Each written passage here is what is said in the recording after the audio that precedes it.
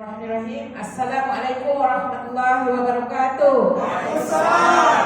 Alhamdulillah, syukur. Saya perkenalkan diri saya Ermayanti binti Saru, berasal daripada Balangkong, dan pertama sekali saya ucapkan kepada founder kita, Datuk Razin, Datuk Abdul Razin, yang menyediakan platform yang sangat luar biasa hebat. Dan saya ucapkan terima kasih juga kepada leader-leader saya, mentor-mentor saya, guru-guru saya dalam satu peluang perniagaan yang luar biasa hebat ni. Saya tak sangka saya dapat guidance yang sangat luar biasa dalam peluang perniagaan ni. So alhamdulillah, siapa saya? Saya adalah seorang usahawan di pasar malam. Saya bersyukur saya dah hampir 13 tahun berniaga di pasar malam. Syukur alhamdulillah.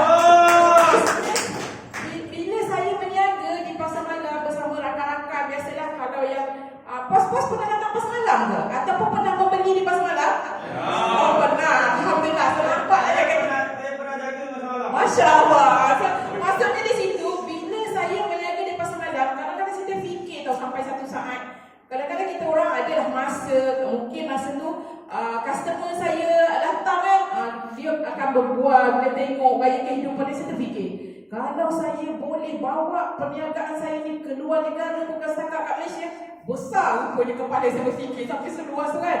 Namun saya hanya berfikir saya dekat sana, tapi Allah hadirkan seorang makhluk kiraman Tuhan bagi saya yang memperkenalkan satu peluang ni yang betul-betul jadi real. Saya boleh bawa ke global bisnis ni, iaitu bersama platform Think Quran. Luar biasa dahsyat bos. Dan saya telah bersama dengan tim, saya tak pernah terfikir. Sebab kalau dengan bisnis yang fizikal yang saya ada, saya hanya boleh bawa setakat Balangkong, Kajang, dan itu bolehlah. Saya bila dengan Think Quran, tanpa saya sedar, rupanya dengan sistem yang sangat dahsyat yang membantu saya ni, saya dah ada pasukan bersama di Indonesia, di Arab Saudi dan di Singapura.